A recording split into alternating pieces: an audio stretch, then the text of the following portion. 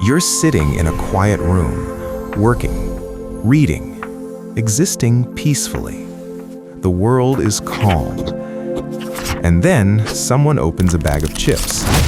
That sound, that specific, rhythmic, wet crunching doesn't just enter your ears, it enters your nervous system. Your jaw locks, your shoulders rise, a hot, almost violent spike of rage and panic floods your chest, and suddenly you cannot perceive a single other thing in the universe except that sound. It is all there is. It has always been all there is. You tell yourself, "They are just eating. Calm down." but you can't. The sound feels like a physical invasion, like someone dragging a needle directly across the surface of your brain. You want to leave the room.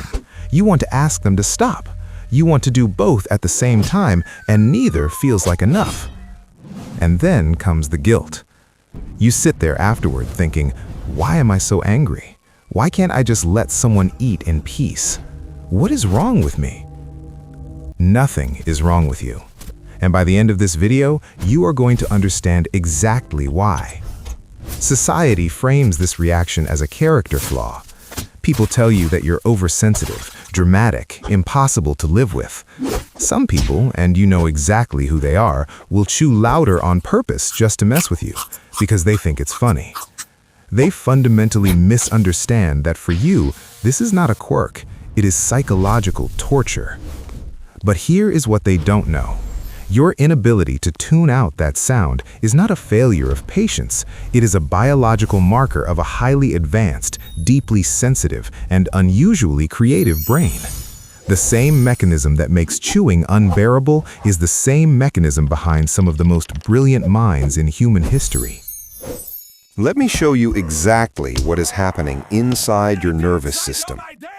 First, there is a documented neurological condition called misophonia, literally the hatred of sound. When scientists scan the brains of people with misophonia, they find something remarkable. The anterior insular cortex, the region that connects your senses to your emotions, is hyperconnected. For most people, the sound of someone chewing gets routed into the brain, labeled safe background noise, and immediately discarded.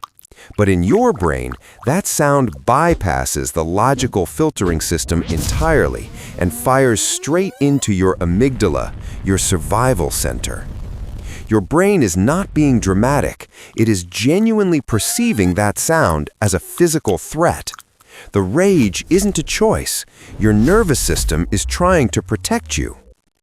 This brings us to the deeper explanation, leaky sensory gating. Think of your brain's sensory filter like a bouncer at an exclusive club. For most people, this bouncer is ruthless.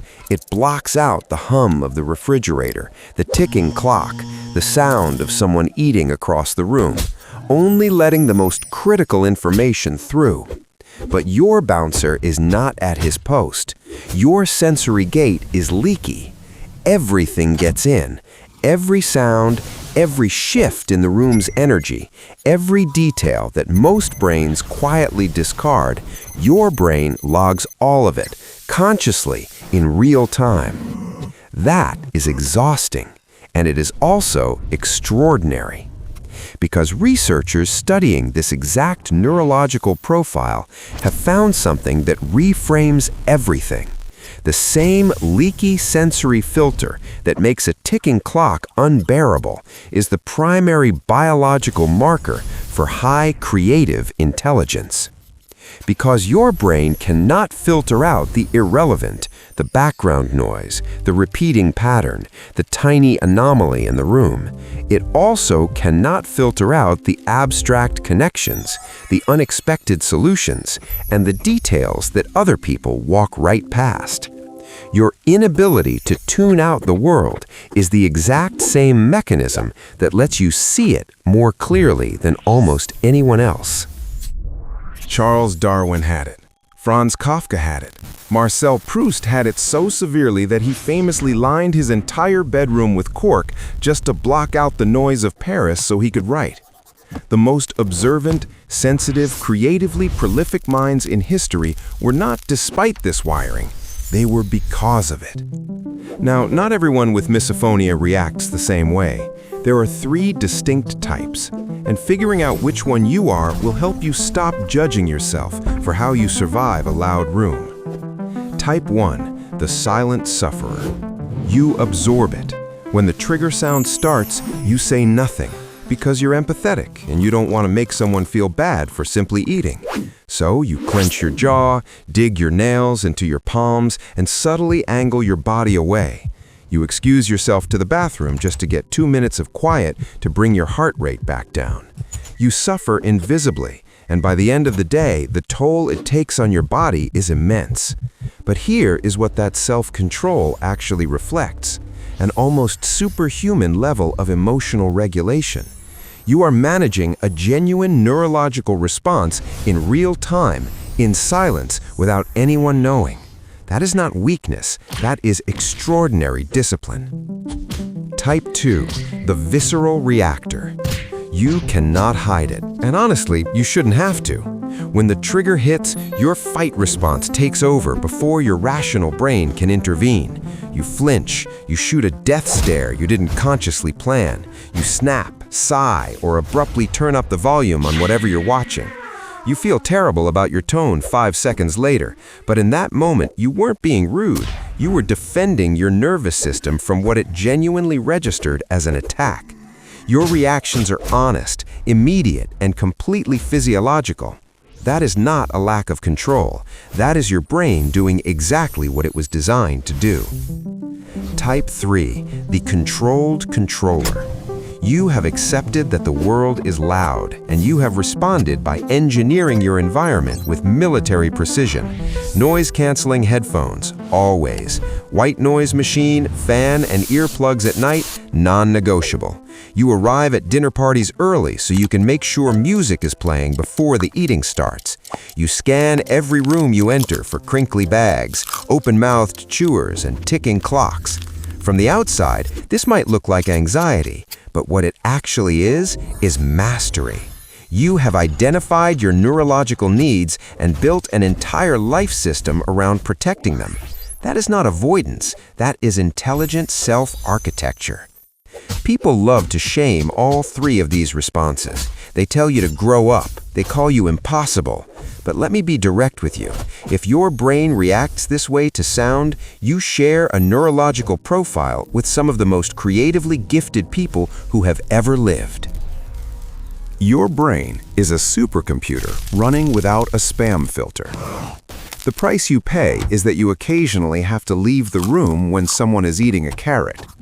What you get in return is a depth of perception, a capacity for pattern recognition, and a sensitivity to the world around you that most people will never come close to accessing. That is not a bad trade. So, the next time that hot spike of rage hits because someone is chewing too loudly, stop. Stop feeling guilty. Stop apologizing for your nervous system. You are allowed to wear headphones at the dinner table. You're allowed to ask your partner to eat their chips in the other room. You do not owe the world your constant discomfort just to make other people feel comfortable. Your sensitivity is not your weakness. It is the price of admission for the way you perceive the world, and the people who truly love you won't ask you to pay it twice. So tell me, which one are you? The silent sufferer, the visceral reactor, or the controlled controller? Drop your type in the comments. I read every single one. If this video made you feel a little less crazy and a lot more understood, hit that subscribe button. And if you want to keep these deep dives going, hit the join button to become a channel member. It genuinely means the world.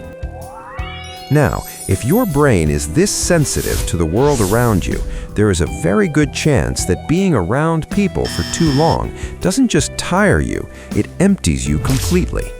Click the video on your screen right now to find out the real neuroscience behind why highly sensitive people need so much more alone time than everyone else, and why that need is one of the most misunderstood strengths you have. I'll see you there.